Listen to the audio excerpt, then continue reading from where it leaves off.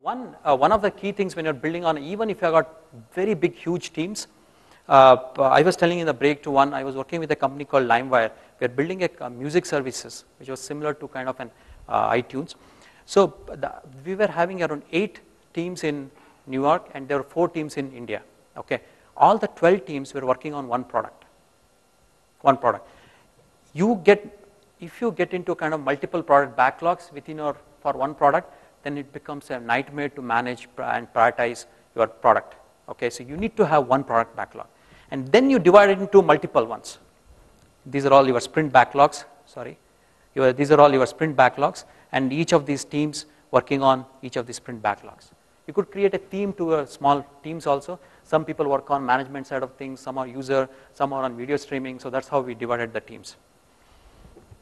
Second,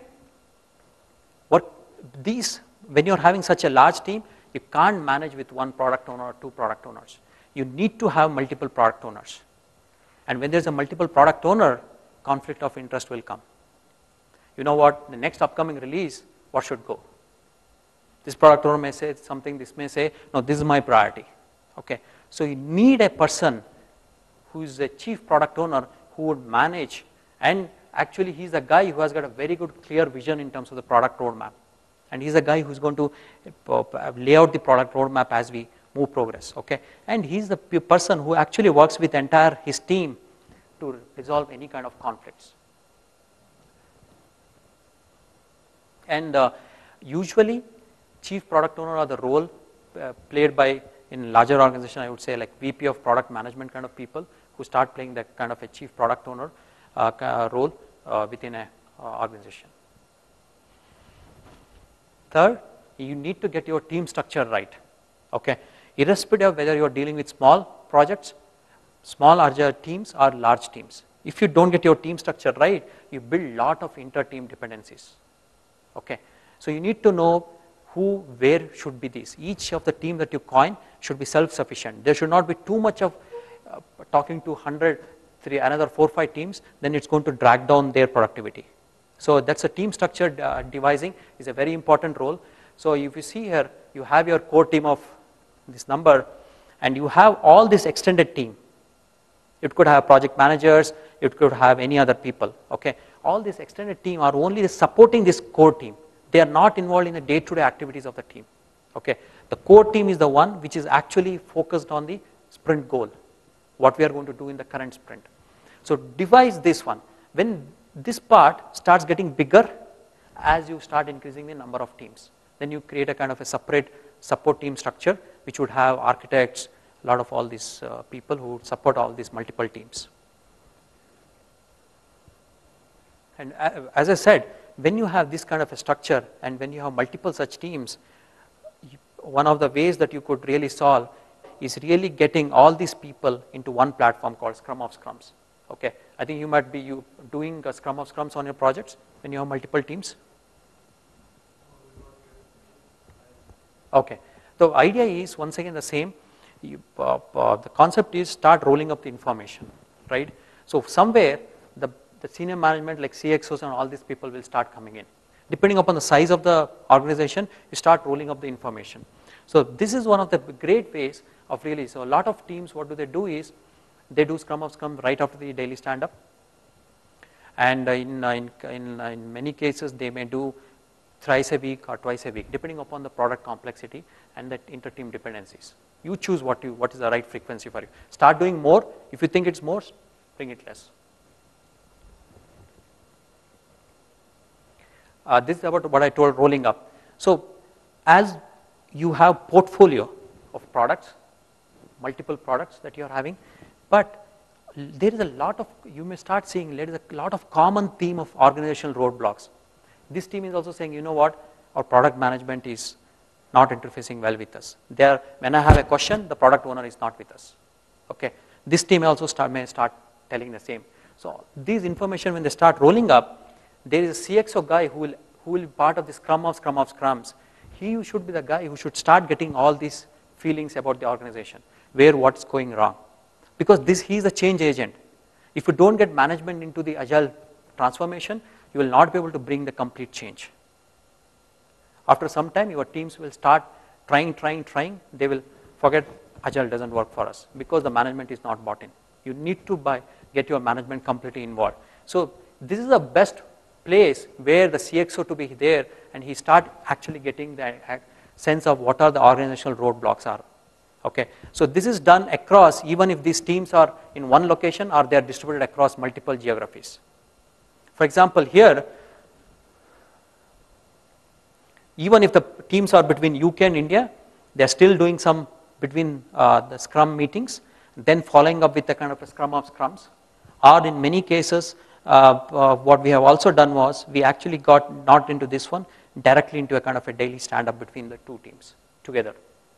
Okay, how we do it? You design the workspace in such a way that it's agile. Really, all your business team and everybody is sitting together. They are not sitting in another part of the wall. Because if there's a wall, it means you are blocking the communication. So try to sit in one, and when there are multiple teams, we get into kind of a virtual team areas. The team is sitting here, I've got a big screen, you always see the other team who are working, so a lot of workspaces are designed in such way. So one of the key things when, I don't know, somebody was telling, when the team gets distributed across multiple locations, right, the effectiveness of the team comes depending upon how do you use your overlapping time zones. Okay, how effectively you are in using your overlapping time zones. Lot of teams, this is just an example, okay, lot of teams do it in different, if it is in UK and India, I'm just giving an example, put across this kind of a timeline. What I'm going to do in this, focus your overlapping hours only on communication, synchronization between the teams, and if you want to try distributed pair programming or review or anything, you try on during those intervals. Okay, there's a lot of advantage. When the culture are different, an UK developer working with an India developer doing a distributed pair programming, awesome experience. They will learn a lot of things and a lot of cultural exchanges happens. Okay, so you need to define this, either this model, and I was recently setting up a team between Australia and India. So you see the Australia is actually much earlier, they are starting their day. So they may doing something at the start and they end up doing a distributed stand-up with the India team at some time later part of the day. Sometime in their afternoon and or early morning is where. But idea is, how do you use these overlapping hours? You have to be very, very efficient, because this is the time most of the trust is made. Okay, you need to pass information between the teams, and if both the teams like what they are doing each other, they are not actually struggling. If these people have committed some code and these people are really, when they start their day, for example, if these people committed some code here which breaks the entire build, what will happen to these people when they start their day? They are working on single whatever, on the same sprint together. Okay, so a lot of these challenges, the power of continuous integration comes in picture here. The next, these are the practices are followed by successful teams. So we are not saying following this will become successful, but successful teams are following this. Now what? So there is a trend that we could get. Okay, oh, you know what, these teams are doing this practice. It means there is some sense to it. Okay, following a feature team, instead of breaking the teams along, this is the business layer team, this is the database team, the UI team, you run into a lot of integration challenges. Okay, and once again, when you are breaking the team in this way, what we call as stories, right? Breaking the system into different stories, you can actually get something done by end of the sprint, which is working. When I say working, you can actually show it to your customer to get the feedback.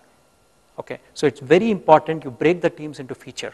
There are a lot of other advantages. You could go and read up knowledge redundancy, less integration time, and definitely a lot of other interesting things that you could do.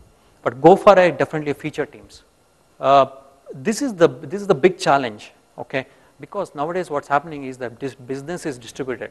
Okay, we have got a business in different. We are building product for US.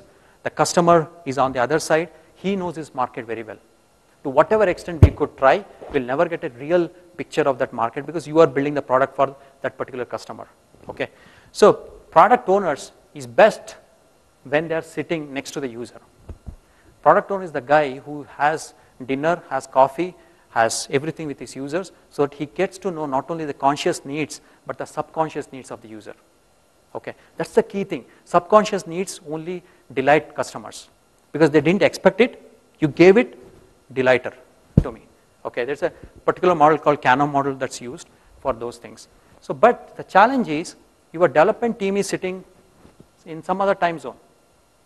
Okay, it's very tough to really build a good team when a team wants it. For clarification, the product owner is not there because he's sleeping in some other country. So you need to, one of the areas is there are a lot of, you need to build what is called as proxy product owner. Okay. One of the cases, don't take it, there's still a big difference between a business analyst and a proxy product owner. Business analyst in many cases is not a decision maker. Okay. He's just helping helping the product owner writing stories, getting things done and whatever. But the proxy product owner who you define is a decision maker. The reason is we don't want a proxy product owner to run for every question from the developers. He runs to the product owner to get information. Then he's not a proxy product owner. Okay, yeah, he has to be a decision maker. He needs to really talk to the team and give his. If he wants during off hours, he can sing. But at this time, if these people have a question, I can clarify it to you. Okay, so this is a guy who is. That's the reason getting a right matured person as a proxy product owner is tough. Okay. Particularly like recently we were doing for one of the physical fitness companies based out of Santa Monica and the team here in Gurgaon. Okay, hardly any overlap between the two teams. So I think it took us around 3-4 months to find a right guy as a proxy product owner. Because India we are not developing products to our domestic market. So the product ownership skill is still developing, right? It's not easy to get product owners. Probably in four years down the line, we'll get a lot of good product owners. The ninth is when you have multiple teams, you could go for a concept like staggered sprints. Okay, because there is one product owner managing probably 2 teams, so he can't be at the same place. Okay, at the same time of both the teams if they both start on the same day. So what you could do is you stagger the sprints. Somebody is starting on Wednesday, this team is starting on Thursday. Okay, but in case of distributed team, you naturally get this one because of the time zones, you get this natural staggering. Okay, so in case of distributed terms, so it makes sometimes very easy for a one product owner to be on 2 teams when it's on a distributed teams. And some people do follow if there are a lot of co-located teams, you could still go for asynchronous sprints. It all depends upon how well you are organized, how fast your sprint planning meetings. Like for a 2-week sprint, it should not take more than 2 hours for a sprint planning meeting. So if you are so efficient, then you could really get. So this is, sorry, the fonts are not so great here, but so you build across the team kind of what we call as community of practice. Programming community discussing all the practices that are happening across the teams. So UI community, test community, Scrum Master. The Scrum Master community plays a big role in actually bringing the agile transformation. Okay, because what do they do is they'll start telling what kind of challenges are facing. They all Scrum Master of the company start coming together, and then they create a kind of a joint connection with the management. Say that these are the common challenges that we see. So they are one of the key people to bring about the transformation.